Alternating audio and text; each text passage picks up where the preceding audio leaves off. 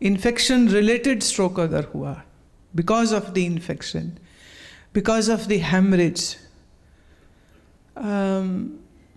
पीड़ा इतनी असहनीय होती है, बंदा छतों को हाथ मार रहा होता है। उस पीड़ा में जब सहन करने का वो एक थ्रेशहोल्ड आ जाता है तो naturally the person will fall unconscious. That is nature's mechanism to help us not to feel that much pain which is beyond our limit. ये जरूरी नहीं कि जिसको भी ब्रेन स्ट्रोक होगा वो सारे बेहोशी हो जाएंगे। अगेन डिफरेंट रीजन्स, उसके किस रीजन से हो रहा है, किसको हो रहा है, और सबका पेन का थ्रेशहोल्ड भी अलग अलग होता है। मुझे याद आ रहा है एक मेडिकल स्टूडेंट वो बता रहे थे कि उनके हॉस्पिटल में एक बंदा ओपीडी में चला आ रहा है, अपने हाथ में अपनी कटी हुई बांह लेकर के खुद ही चले आ रहा है। वो कहता भाई जोड़ते हैं तो जोड़ दो। How can a person do that? वो लड़ाई हुई, मारने वालों ने वार किया तलवार से, बांह कट गई उसकी, आप ही बांह उठा करके आ रहा है। तो पेन का थ्रेशोल्ड सबका अलग है। कोई तो सुई देख के बेहोश हो जाता है, इंजेक्शन नीडल देख ले इतने से कोई तो किसी को इंजेक्शन लगता देख कर रोने लग जाते, किसी का ब्लड, तो इट्स फोबिया, ब्लड देखते ही वो अनकॉन्शियस हो जाते। तो आदमी के मन में इतने डर हैं, और अपने मरने का डर सबसे बड़ा है। अब ये डर जहां चित्त में छाएगा तो उस डर से हमारा दिमाग, brain takes over, brain takes over and brain will put you into unconsciousness. Auto switcher है ब्रेन में। Brain is the most intelligent organ, जिसके बारे में अभी भी बहुत कुछ विज्ञान नहीं समझ पाया है। बहुत कुछ समझा है, बहुत कुछ आज भी नहीं समझ पाया। तो जिसने अपने मृत्यु के भय को जीते जी नहीं दूर किया, वो तो सब बेहोशी होने वाले। जिसने अपने मृत्यु के रहस्य को समझा है, अब आप इसे इंटेलेक्चुअली नहीं समझ सकते हो कि आप 4 किताबें पढ़ लो, निर्वाण अष्टकम पढ़ लो, उपनिषद पढ़ लो, कठोपनिषद पढ़ लो, केन कठ मुंडक ईश वृदारण्यक छंदोगे पढ़ लो, और कहो कि अब तो मेरा मृत्यु का भय गया। You are highly mistaken. Vedanta पढ़ने या सुनने से मृत्यु का भय नहीं जाता है। और अक्सर वेदांत का सत्संग सुनने वाले, वेदांत की क्लासेस अटेंड करने वालों को ये खुशफहमी हो जाती है कि उन्हें तो अब कोई भय ही नहीं है, हम तो सच्चिदानंद है। हालत उनकी पतली तब होती है जब जरा सी भी, इतनी सी भी खबर मिल जाए, सुनने में आया कि शरीर में ये बीमारी हो गई, ज्ञान व्यान सब उड़ जाता उस समय पर। ऐसे ही रो रहे होते, ऐसे ही तड़प रहे होते हैं जैसे एक साधारण आदमी तड़प रहा होता है। इनको मैं कहती हूं फुकरे ज्ञानी। फुकरे ज्ञानी, कुछ है नहीं अंदर, ज्ञान के शब्द बहुत बड़े बड़े। हम तो साक्षी हैं, पर हम रोते क्यों हैं? फिर भी हम तो साक्षी हैं, पर ना कभी कभी बड़े परेशान हो जाते। तो डायलॉग बहुत हाई लेवल के हो रहे होते, टर्मिनोलॉजी बड़ी वेदांतिक हो रही होती है, और मन उतना ही गिरा होता है संसार में, अपनी ममत्व में, वासनाओं में। वो पक्की गांठ बंधी, वो तो ढीली होती नहीं। इसलिए आत्मज्ञान का शब्द नहीं। जैसे मैंने सुना कुछ एक ऐसे आजकल प्रवक्ता हैं, वक्ता हैं, गुरु हैं, जो कहते हैं आप हमारे पास आइए, 1 day self enlightenment course, they call it course, 1 day. Because as I said this morning कि अर्जुन को 1.25 घंटे में हुआ। लो जी, जो अर्जुन 1.25 घंटे में हो सकता है, कृष्ण करा सकते हैं, तो हम कोई कम है किसी कृष्ण से? हम भी करा देंगे। बस फर्क ये है, अर्जुन को कोई 10,000 रुपया फीस नहीं भरनी पड़ी थी, इनके यहाँ 10,000 रुपया फीस भरनी पड़ेगी, 20,000 फीस भरनी पड़ेगी। तो 10,000 में कुंडलनी जगवाओ हैं, और प्लस 5,000 एडिड वैल्यू, तो सेल्फ एनलाइटनमेंट भी हो जाएगी, कोई दिक्कत ही नहीं। और एक और हैं बाबा, वो कहते हैं आप हमको हमारी वर्कशॉप में आइए, 10,000 उनकी फ़ीस होती है, 10,000 की फ़ीस दीजिए, तो बाबा जी अपनी शक्ति से आपकी समाधि लगवा देंगे। और प्लस एडिड प्रोग्राम एक और भी है उनका, अगर उसकी फ़ीस भर देते हैं आप तो फिर आपके संचित पाप कर्म नष्ट कर देंगे। ये क्या टेक्नोलॉजी है, संचित पाप कर्म नष्ट कर देंगे हैं। और बड़ी भीड़ है उनके पास, 10-15 हज़ार में ये काम हो जाए। वैसे तो आजकल स्कूटर नहीं आता 15,000 रुपये में। और यहाँ आत्मज्ञान, कुंडलनी जागरण, समाधि, पूर्व के संचित पाप कर्म। एक और है, वो कहते हैं हमारी दिव्य दृष्टि के सामने जो आएगा ना तो उसके सारे रोग दूर हो जाएंगे। तो तुम्हारे ट्यूमर है, बस हमारे बाबा जी की दृष्टि के सामने आओ, दृष्टि पड़ते ट्यूमर गायब। तो मुझे तो बड़ा ही अच्छा लगा देख के, हम तो गदगद हो गए। भाई गरीब देश है हमारा, तो भारत सरकार को कोई खबर तो देवे कि किसी कीमियोथेरेपी मशीनों की हमें ज़रूरत नहीं है, लेज़र की ज़रूरत नहीं है, महंगे ओटी की ज़रूरत नहीं है, महंगी दवाओं की ज़रूरत नहीं है। बस बाबा जी को बैठाओ, बाबा जी का थोड़ा स्कैन करके प्रोटोटाइप एक और बना लो ना, तो कॉपी सब हॉस्पिटल्स में तो वो खड़े हैं, उस डिपार्टमेंट के गेट पर कुर्सी लगा दो, अरे आसन लगा दो बड़ा सा, कोई दिक्कत नहीं है, उनका आसन लगा दो बड़ा सा, बाबा जी वहाँ बैठ जाएं, बस आंखों से देखें, ये ट्यूमर ख़त्म, कैंसर ख़त्म। अंधे देखने लग गए, बहरे सुनने लग गए, लंगड़े चलने लग गए, पैरालिसिस वाले उठ के खड़े हो गए। भाई ऐसा हो जाए तो इससे ज़्यादा खुशी की बात और क्या हो सकती है। अब शरीर में बहुत सारी गांठें ऐसी होती हैं जो सेल्फ लिमिटिंग, सेल्फ डिजॉल्विंग होती हैं। सिस्ट होते हैं, बनते रहते हैं, मिटते रहते हैं, बन जाएंगे, मिट जाएंगे। आपने आज है, अपने 4 दिन बाद अल्ट्रासाउंड किया, कुछ भी निकला, देखा बाबा जी का चमत्कार हो गया। तो कोई आपको ऐसा इंस्टेंट कॉफी जैसा आत्मज्ञान करवाता हो तो जरूर करवा लेना, पर सुनने से, पढ़ने से ये काम नहीं होता। मैं तो हैरान होती हूँ कभी कभी, और लोगों की बुद्धि पर भी बड़ी दया आती है, दया ही कह सकती हूँ, और मैं क्या कहूँ। हाँ, कृष्ण भगवान के जब दाएं पैर में तीर लगा, जहर बुझा तीर लगा, और शिकारी आया अपने उस मृग को लेने के लिए जिसकी आंख में उसने तीर मारा है। अब सामने वहाँ मृग नहीं, मृग की जगह, डियर की जगह श्री कृष्ण द्वारकाधीश हैं, पाँव में उनके वो लगा हुआ है तीर, और जहर वाला तीर है।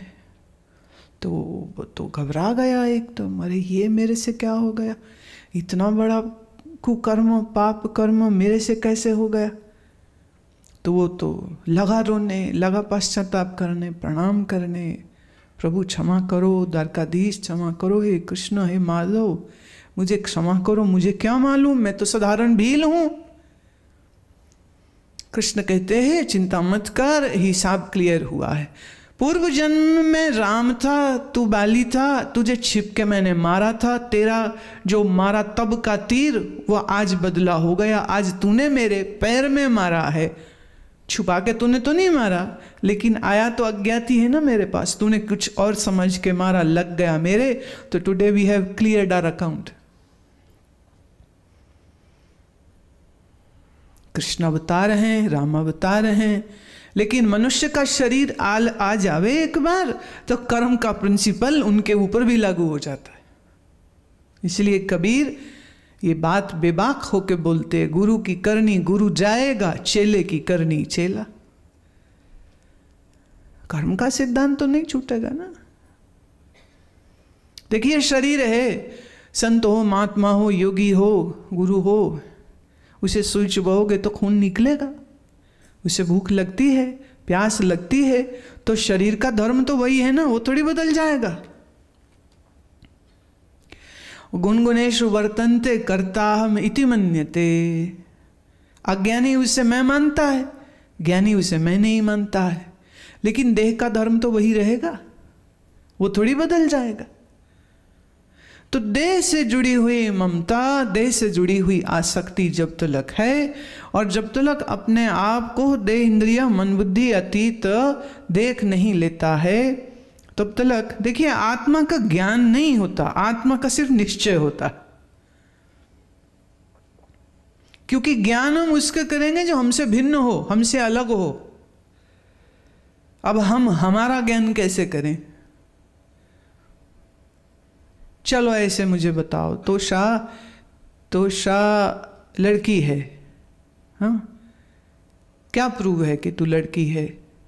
तोषा है, तोषा के अंदर एक मैं है, उस मैं का क्या एविडेंस, क्या सबूत? How will you prove that you exist?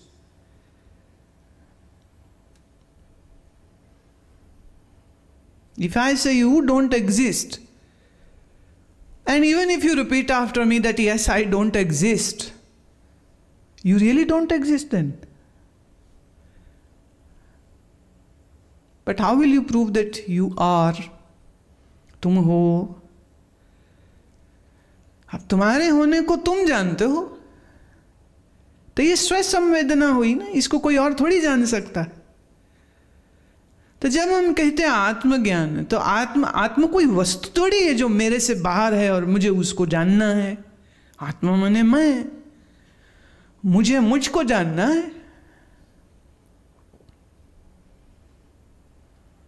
तो एक्चुअली में ये शब्द गलत है।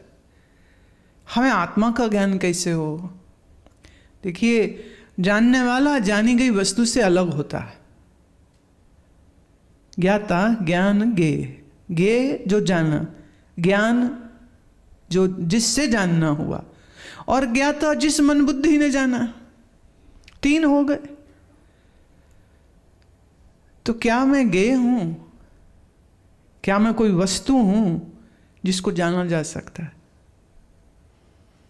मन के जानने और न जानने को भी जो जानता है वह तो मैं हूं, वह तो स्व है। तो स्व संवेदना, आत्मनिश्चय होता है। इससे हमें भगवान को जानना है। जिसको मैं जान लूं, जानना वो भगवान नहीं है, कोई वस्तु है, ऑब्जेक्ट है। इंद्रियों से हम सिर्फ विषयों को जान सकते हैं। मन सिर्फ उसी का मनन कर सकता है जो विषयों से जाना गया, इंद्रियों से जाना गया। जिसे इंद्रियों से नहीं जाना, आप उसके बारे में सोचेंगे भी कैसे? मन की कल्पना की उड़ान देखिए, कोई भी होगी तो वो देखी सुनी चखी सूंघी चीजों के बारे में ही होगी। उसके इतर तो आप कुछ सोच भी नहीं सकते। अब ये एक बड़ा अलग विषय है, इस विषय को यहीं पे सीमित करते हैं, क्योंकि ये मंत्र साधना की बात करेंगे ना अभी। ये विषय अपने आप में बड़ा अद्भुत है।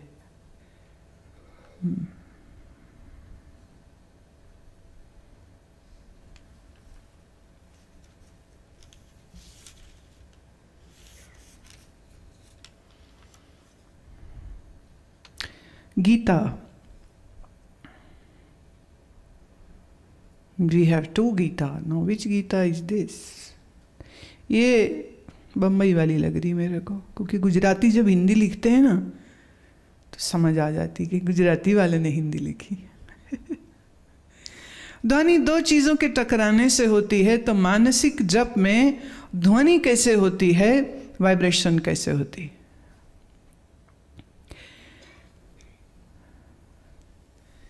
मैंने ये कहा कि विचार भी एक तरंग है,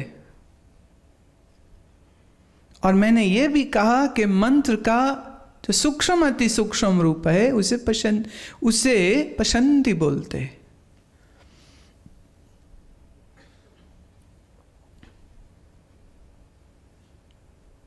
जहां बात मानसिक जप की आ जाती है, तहां ये बात आपके विचार की आ जाती है।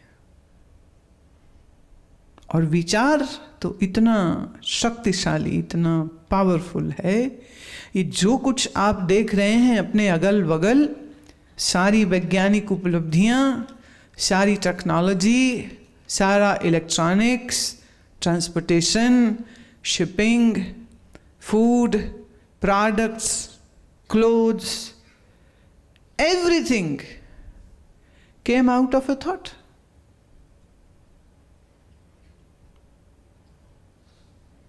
Did it happen on its own?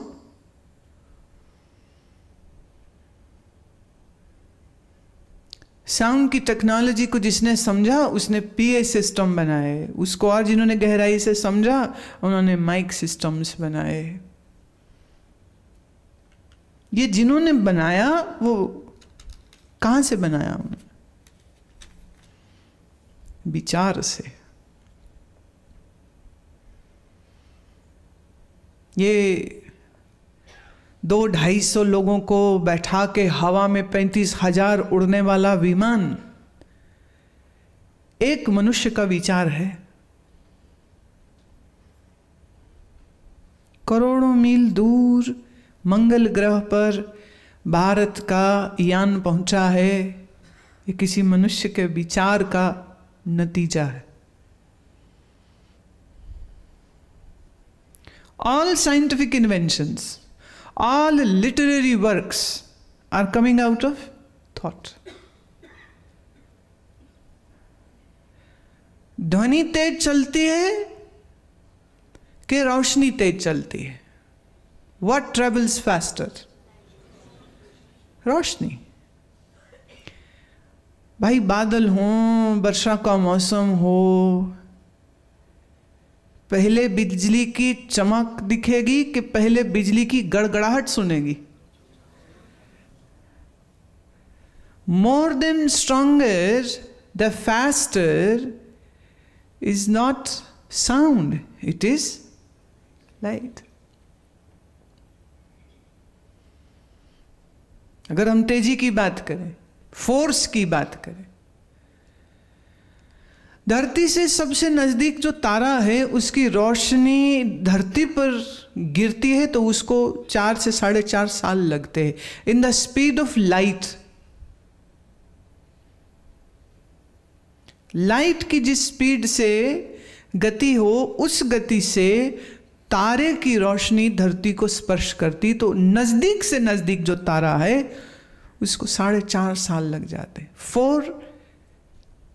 4.5 light years, not earth years, light years.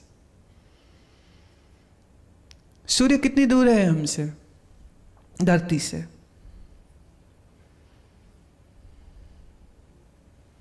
Anybody? Nobody? Somebody? हाँ? और उसकी रोशनी हमारी धरती पर कितनी देर में पहुंचती है? 8 मिनट। है कितनी डिस्टेंस में? अच्छा, सूरज की रोशनी धरती पर 8 मिनट में पहुंच रही है, जो इतने दूर है, पर सूरज के बारे में विचार आपके मन ने उठाया कितनी देर में?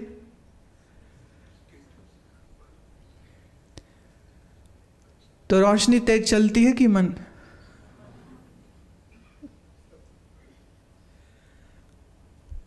What travels faster? And it's not your whole mind, it's just one thought. Okay, how many thoughts you have in 1 hour?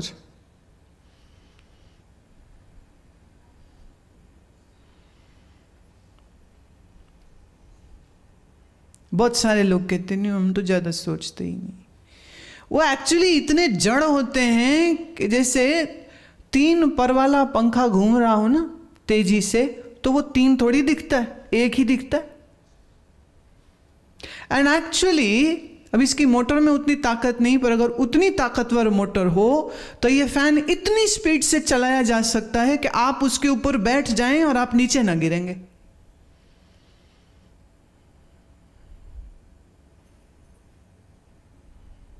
भाई जिस स्पीड से एटम घूम रहे हैं, आपके न जानने में, न देखने में, न सोचने में आ रहे हैं वो, इसलिए सब स्थिर लगता है। पर ये जो दीवार आपको, ये जो पिलर आपको स्थिर दिख रहा है, क्या ये स्थिर है?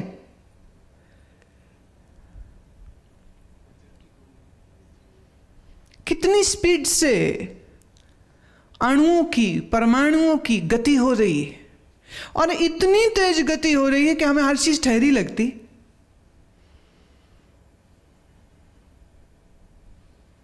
और अणुओं और परमाणुओं की गति को भी समझ लेता है हमारा मन। तो अणुओं की गति तेज हुई कि मन?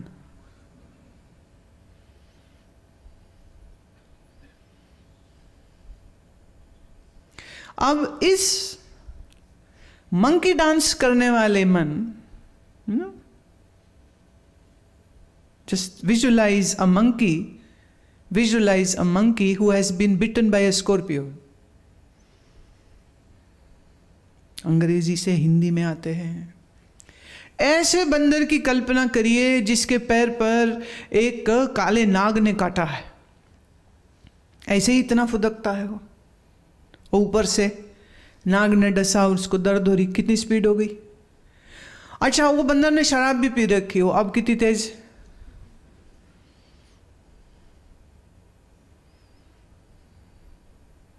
तो जिस मन में सोचने विचारने की गति इस तरह की हो, उस मन में बाकी सारे विचार डिलीट कर दिए गए, तभी स्पेस क्रिएट हुई और तभी उसमें मंत्र का प्रवेश हुआ। जिसे आप कहते हो ना, बहुत लोगों को यह खुशफहमी है हम मानसिक जप करते। अच्छा, वो है क्या? वो हाथ में माला नहीं पकड़ते, वो खाली आंख बंद करके बैठते हैं और वो ऐसा सोचते हैं, ऐसी खुशफहमी है उनको कि हम ना मन में जप करते हैं। But do they really? एक बार किया मंत्र, दूसरे बार कोई और विचार, एक बार किया मंत्र फिर दूसरा विचार, एक बार किया मंत्र फिर कोई और विचार, फिर और विचार, फिर और विचार, फिर और। पर लगता उनको यही है। कईयों ने चिट्ठियां भी लिख दी मुझे, हमारा तो मानसिक जप हो रहा है। अब इन गधों को कौन समझाए जिसको आप मानसिक जप समझ रहे हैं। मन में एक बार मंत्र का सोच लेना मानसिक जप नहीं होता है। I said it very clearly.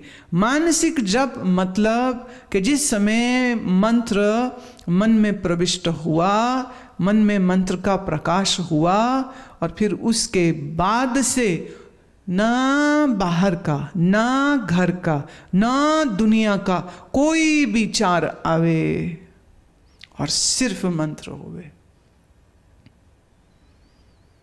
And that cannot happen if you are aware of your body also.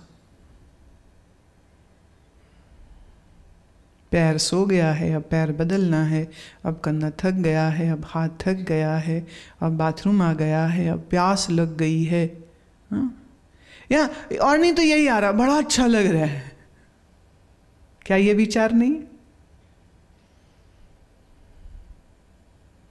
और मैं ये कह रही हूं कि मानसिक जप तब जप होता है जब मन में सिर्फ और सिर्फ मंत्र रह जाए और मन का त्राण हो गया तो हुआ वो मानसिक जप। उसके पहले मानसिक जप अभी हो नहीं रहा। राम के लिए एक बड़ा सुंदर मंत्र आता है जो मानसिक जप को स्पष्ट करता है। राम रामेति रामेति रमे रामे मनोरमे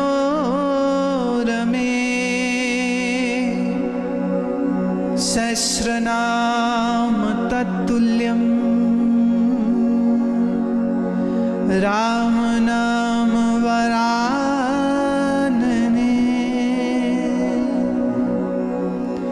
राम रामेति रामेति रमे रामे मनोरमे सहस्रनाम तत्तुल्यम् राम नाम वरानने।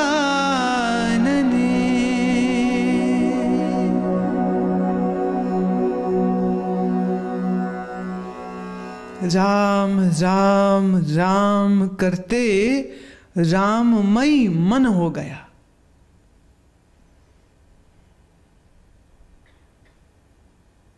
राम राम करते मन राम हो गया, राम से भिन्न नहीं रह गया।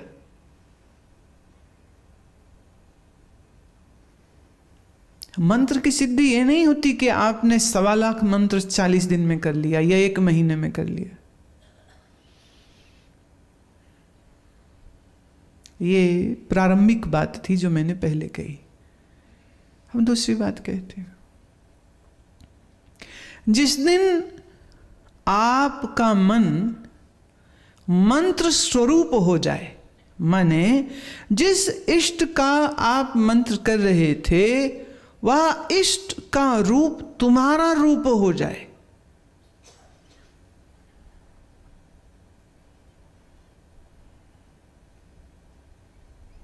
मंत्र इष्ट और मंत्रकर्ता 3 थे शुरू जब हुआ